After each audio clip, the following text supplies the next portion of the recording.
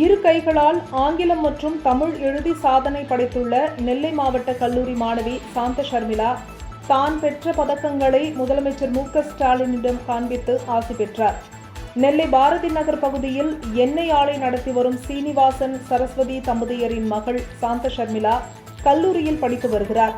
இவர் 2 கைகளாலும் எழுதும் அசாத்திய திறமையுள்ளவர்.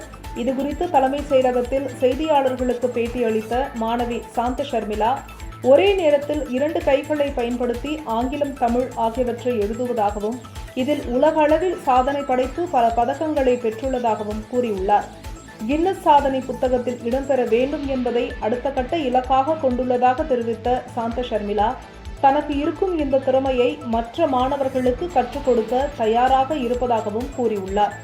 2 கைகளால் ஆங்கிலம் மற்றும் தமிழ் எழுதும் இந்த நெல்லை சாதனையாளர் சாந்த ஷர்மிளா தான் பெற்ற பதக்கங்களை முதலமைச்சர் மு.க.ஸ்டாலினிடம் காண்பித்து ஆசி பெற்றார்.